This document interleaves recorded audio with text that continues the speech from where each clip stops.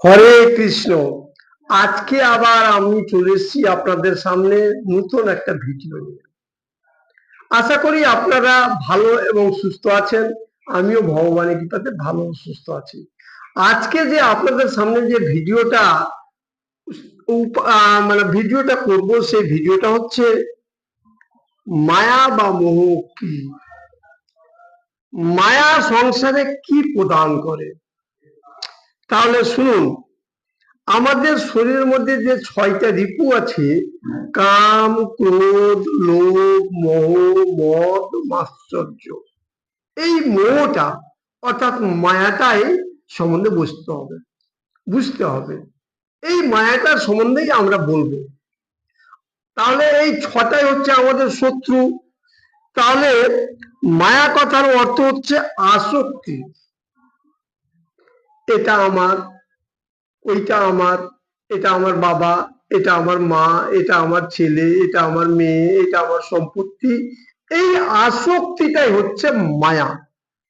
তাহলে যাই হোক, ভগবানের সান্নিধ্যে যেতে চাইলে আমাকে আমার এই ভাবটাই মুছে দিতে হবে যে আমার কিছু আছে, আমার বলতে কিছু নেই। এই ভাবটা মুছে দিতে হবে। সামান্য ছোট্ট একটা গল্পের মাধ্যমে বোঝানো যায় মায়া কি। একদিন ভগবান নারায়ণ আর নারদ দুজন মিলে গল্প করছেন। এরকম সময় নারদ বলছেন, প্রভু মায়া কি? নারায়ণ বলছে যে, নারদ এক কাজ করো, চলো আমরা একটু ঘুরতে যাব। কমণ্ডল নিয়ে নারদ আর নারায়ণ গুরু শিষ্য গেল ঘুরতে। কিছু দূর গিয়ে এক বন মধ্যে গাছের ছায়ায় নারায়ণ বলছে যে, নারদ এক কাজ করো, তুমি আমাকে এখানে কম্বলটা বিছিয়ে দাও, আমি একটু বিশ্রাম করি, তুমি কমণ্ডলটা নিয়ে যাও, জল নিয়ে এসো। কোন দিকে প্রভু? যাও, এই দক্ষিণ দিকে জল পাবা, দক্ষিণ দিকে নদী আছে, দক্ষিণ দিকে জল পাবা। কমণ্ডল নিয়ে গেলেন জল আনতে গিয়ে নদীর ঘাটে দেখছে একটা রূপসী মেয়ে থালা ঘটি মারছে। রূপসী মেয়ের সাথে সেই নারদের কথোপকথন হয়ে মেয়েটাকে বললো যে, তুমি আমাকে বিয়ে করবে কি? হ্যাঁ, তোমাকে বিয়ে করব, তবে একটা কথা, ঘর জামাই রূপে থাকতে হবে। দেখুন, এগুলো হচ্ছে সম্পূর্ণ শ্রীকৃষ্ণের মায়া, শ্রীকৃষ্ণের প্রদানকারী মায়া। যেমন দেখুন, আমরা কুরুক্ষেত্রের যুদ্ধে দেখতে পেয়েছি। কুরুক্ষেত্রের যুদ্ধের আগে একটু গল্প করুন।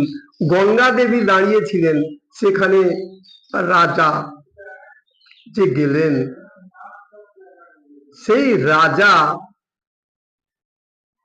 এমনিতেই পরিচয় হয়ে গিয়ে রাজা বিয়ে করলেন। তাহলে সবটা হচ্ছে ভগবানের মায়া। যাক, সেসব কথা তো হলো, শুনেছেন আপনারা। বিয়ে করলো, বিয়ে করে ঘর সংসার করছে, ঘর সংসার করতে করতে একটা ছেলে একটা মেয়ে হলো।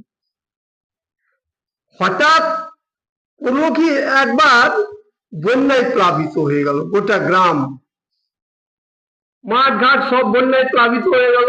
এবার থাকার জায়গা নেই, ছুটে পালাচ্ছে। বউয়ের কাঁধে মেয়েটা, আর নারদের কাঁধে ছেলেটা। বেশ কিছু দূর যেতে যেতে মেয়েটা পড়ে গেল, বউয়ের কাঁধ থেকে পড়ে গেল। কি দুঃখ, চিন্তা করা যাবে না। কারো বাবা মা এখানে প্রত্যেকেই আছেন, বাবা মায়ের কাছে যদি ছেলে না মেয়ে মারা যায়, তাহলে কি দুঃখ ভাষায় বোঝানো যাবে না।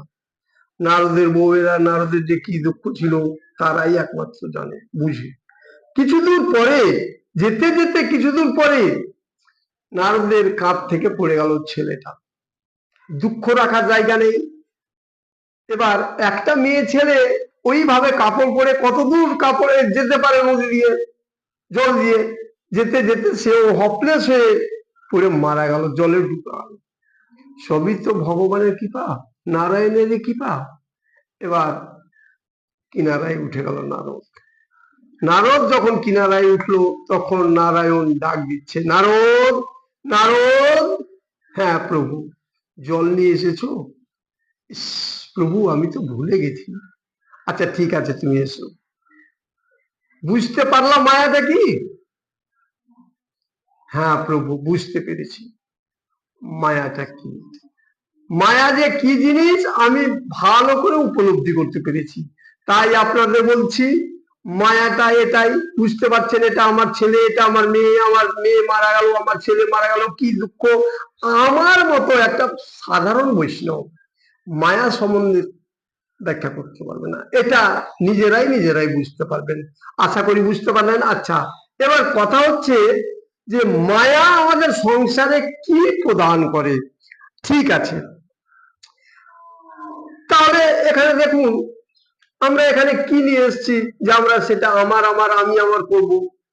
আমি যা গীতার সারমর্ম হচ্ছে, এখানে যা নিয়েছো এখান থেকেই নিয়েছো, যা দিচ্ছ এখানেই দিচ্ছ। তুমি তো কিছু আনোনি, আমরা তো ন্যাংটা হয়ে জন্মগ্রহণ করেছি এবং ন্যাংটা হয়ে আমরা যাব, তাহলে তো কিছু নিনি। তাহলে এত আমার আমার করে লাভটা কি? তাহলে এই মায়া সংসারে কি দিচ্ছে, কি প্রদান করছে শুনুন। শাস্ত্রে বলেছে, কৃষ্ণ ভুলি যেই জীব অনাদি বহির্মুখ, অতএব মায়া তারের দেই সংসার দুঃখ। মায়াই সংসার দুঃখ দিচ্ছে। কৃষ্ণ ভুলে গিয়ে যে অনাদি বহির্মুখ, মানে কৃষ্ণের কথা বাদ দিয়ে আলাদা দিকে করে, কৃষ্ণকে স্মরণ না করে আলাদা কাজকর্ম করে, তাকে মায়া সংসার দুঃখ দিচ্ছে। তাহলে দেখবেন যে যারা কৃষ্ণ নাম জপে না, তারা সব সময় দুঃখ দুঃখ দুঃখ, হাই দুঃখ হাই দুঃখ করে। কৃষ্ণ নাম করলেই শান্তিতে পাওয়া যাবে। তাহলে মায়া সংসার দুঃখ দিচ্ছে। হরে কৃষ্ণ।